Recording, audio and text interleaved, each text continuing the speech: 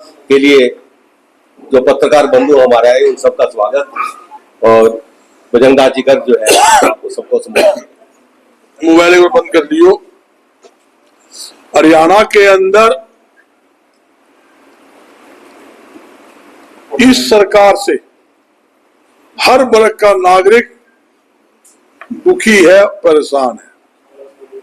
सरकार की गलत नीतियों से हरियाणा के अंदर लगातार व्यापार व उद्योग पिछड़ रहे हैं।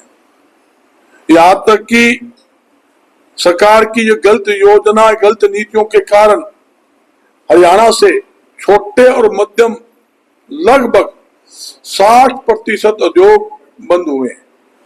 जैसे पानीपत के अंदर फुटवेयर का हमारा हब है,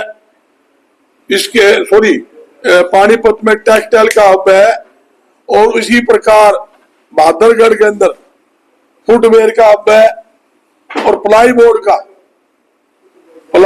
का यमुनानगर में हमारा इंडस्ट्री जोन बना हुआ है, और अनेकों छोटे बड़े उद्योग बंद हुए हैं।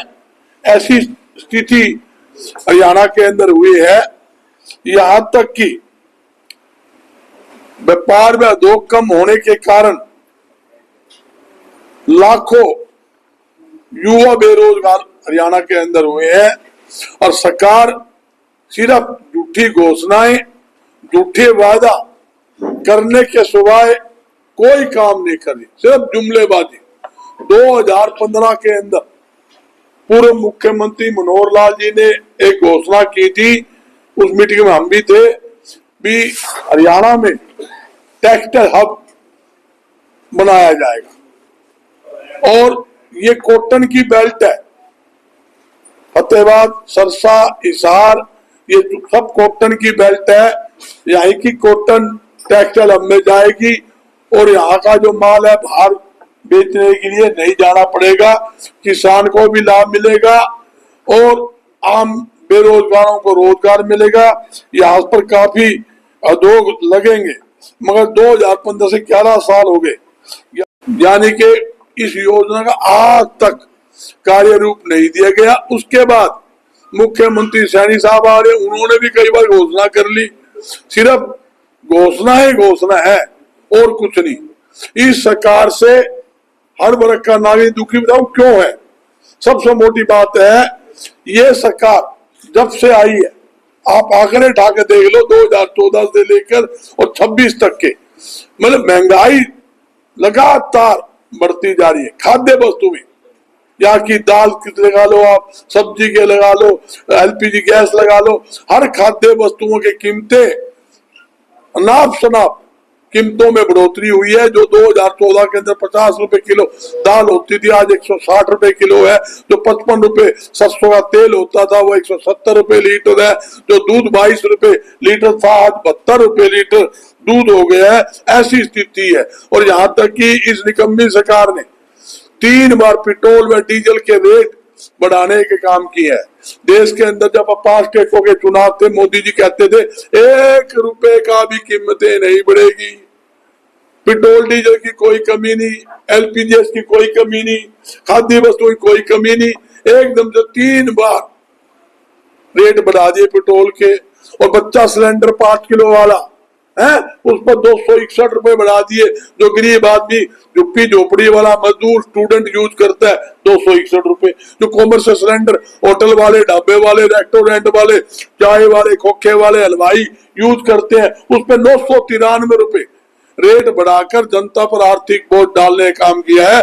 जब से देश आजाद हुआ 1947 से लेकर 26 तक, कोई भी बता दे इतने भारी भरकम रेट आज तक नहीं बढ़े। पहले तो नाम मात्र बढ़ोतरी होती थी, अब तो अनाप शनाप रेटों की बढ़ोतरी हुई है। पेट्रोल डीजल के रेटों में बढ़ोतरी होने से यातायात मतलब कि है वो महंगा हो गया है।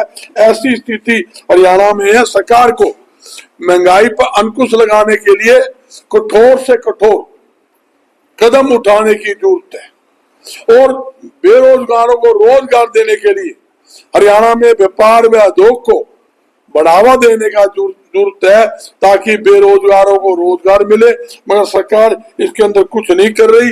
आज हरियाणा अपराध और नशे का अड्डा बन चुका है, और जहां तक कि सरकार ढोल पीटती है विकास की, हमने ये कर दिया, एक ईंट तो हरियाणा में लगाई को नहीं, एक ईंट। सरसा मैं घूम कर आया हूं, सारा सरसा फोड़ के रखा हुआ है निकासी के नाम पर, सारी तोड़ के धरती सड़के, उसकी ना तो ठीक हो रही, ना निकासी की लाइनें डल रही है, ना सीवरेज लाइन की सफाई हो रही है। मैंने पूछा सीवरेज लाइन नहीं लगी, ना चंदेरी लगी, ना आज तक सफाई हुई। जो निकम्मी सरकार सीवरेज लाइन की सफाई ना करवा पाई हो, है उससे कोई उम्मीद कर सकते हो?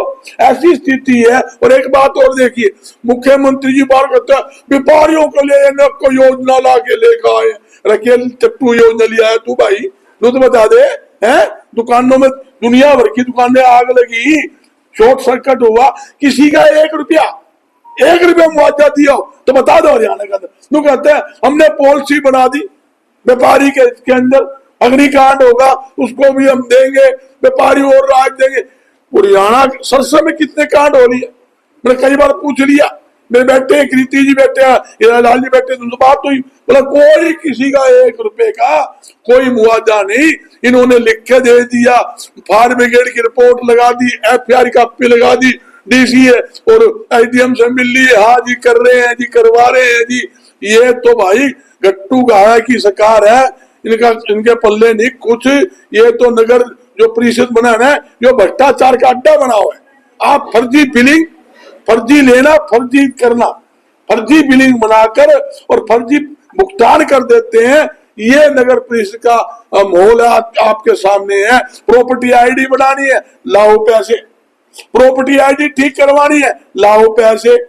हाउस टैक्स के बिल ठीक करवाने, लाओ पैसे। प्रॉपर्टी ID के नाम के ऊपर पहले जब बनवाई करोड़ों का घोटाला कर दिया, 18 लाख 11 लाख हजार का वो टेंडर दिया था एक मंत्री के साले की कंपनी को, है उसकी पेमेंट कर दी 58 करोड़ से ज्यादा। और प्रॉपर्टी ID की सर्वे टोटल यानी 99% सब प्रॉपर्टी ID की सर्वे गलत होगी। जनता ठीक करवाने लाइन में लग रही है। जिसका 100 गज का मकान 500 दिखा दिया, जिसका 200 गज का था उसका 1000 गज का दिखा दिया। रामलाल की प्रॉपर्टी श्यामलाल के नाम, श्यामलाल के नाम गिरधारी लाल के चला दी। ठीक कराए जाओ और धक्के खाए जाओ, ये इन्होंने सिस्टम बना दिया। मेरा एक ही बात कहने क्या है, सरकार का काम है कि जनता के हित के अंदर काम करना। आज युवा सड़क के ऊपर है।